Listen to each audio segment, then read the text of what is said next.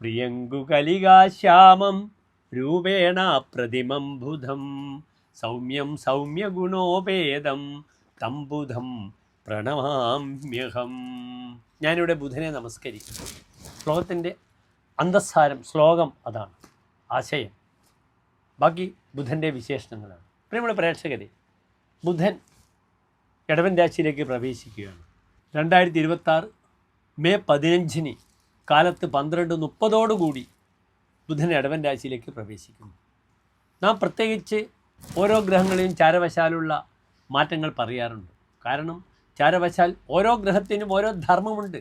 വചനം ജ്ഞാനം ഇന്തോഹോ തനുജഹ. ചന്ദ്രപുത്രനായ ബുധൻ വചനം വാക്കാണ്, ജ്ഞാനം അറിവാണ്.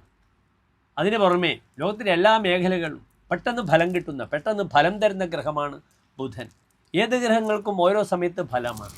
പക്ഷെ ബുധനെ കൊണ്ട് പറയുമ്പോൾ ബുധ ഫലദസ്തു സർവദാ, ഏത് സമയത്തും ബുധൻ ഫലം ചെയ്യും. പലപ്പോഴും സൂര്യനോടുകൂടെ ബുധൻ നിൽക്കുന്നു, അത് നിപുണയോഗമാണ്. അവിടെയൊക്കെ ബുധന് പെട്ടെന്ന് മൗഢ്യം കൊടുക്കും.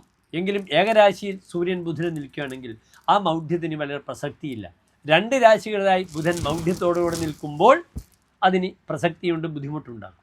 പലപ്പോഴും പറയാറുണ്ട്, മറഞ്ഞ ബുധൻ നിറഞ്ഞ വിദ്യയെ പ്രദാനം ചെയ്യുമെന്ന്. ലോകത്തിലെ എല്ലാവിധ ഗാംബ്ലിംഗ് പ്ലാനറ്റുമാണ് ബുധൻ.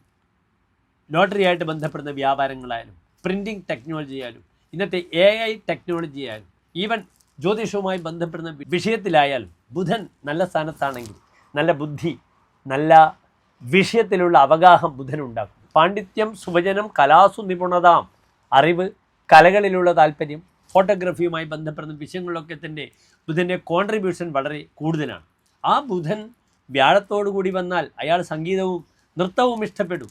ആ ബുധൻ ശുക്രനോടുകൂടി വന്നാൽ അയാൾ വലിയ അറിവും പണ്ഡിതനും ലീഡർഷിപ്പും ഉണ്ടാക്കും. ആ ബുധൻ ചൊവ്വയോടുകൂടി വന്നാൽ വലിയ വ്യാപാരിയാകും. ആ ബുധൻ ശനിയോടുകൂടി വന്നാൽ അയാൾ നിഗൂഢശാസ്ത്രങ്ങളിൽ വലിയ ജ്ഞാനമുണ്ടാക്കും. ഇപ്രകാരം ബുധൻ ഓരോ ഗ്രഹത്തിനോടുകൂടെ നിൽക്കുമ്പോഴും നല്ല ഫലത്തെ പ്രദാനം ചെയ്യുന്നു. ഏതായാലും ബുധൻ്റെ രാശിവശാലുള്ള മെയ് 15 മുതലുള്ള 15 ദിവസത്തേക്കുള്ള മാറ്റമാണ്. മെയ് 31 ബുധൻ തിരിച്ച് മിഥുനത്തിലേക്ക് പോകും, സ്വന്തം ക്ഷേത്രത്തിലേക്ക് പോകും. എൻ്റെ പ്രിയപ്പെട്ട പ്രേക്ഷകർ ശ്രദ്ധിക്കുക, ഓരോ രാശിക്കാർക്കും ഈ ബുധൻ എപ്രകാരം ശുഭാശുഭ ഫലങ്ങളെ പ്രദാനം ചെയ്യുന്ന വിഷയം.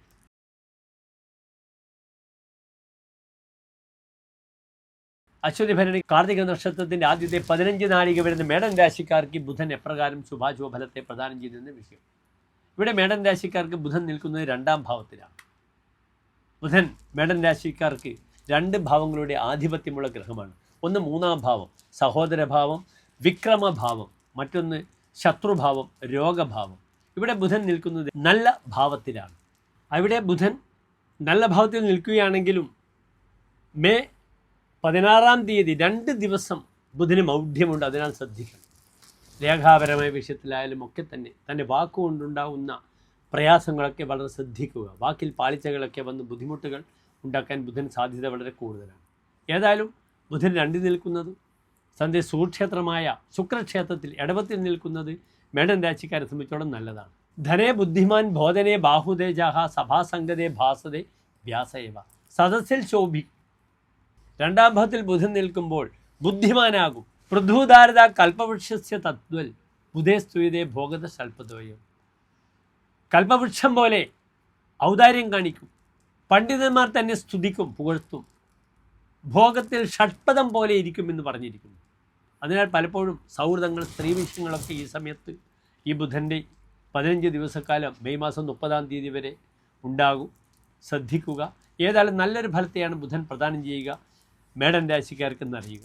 കാരണം മേടൻ രാശിക്കാർക്ക് ജൂൺ 1 മുതൽ വ്യാഴത്തിൻ്റെ മാറ്റം വളരെ അനുകൂലമാവും. അതിൻ്റെ ചില നല്ല വശങ്ങൾ ഈ ബുധൻ്റെ മാറ്റമൊക്കെ എൻ്റെ പ്രിയപ്പെട്ട പ്രേക്ഷകർക്ക്, മേടൻ രാശിക്കാർക്ക് അനുഭവിക്കാൻ സാധ്യത വളരെ കൂടുതലാണെന്നറിയുക. നന്ദി, നമസ്തേ.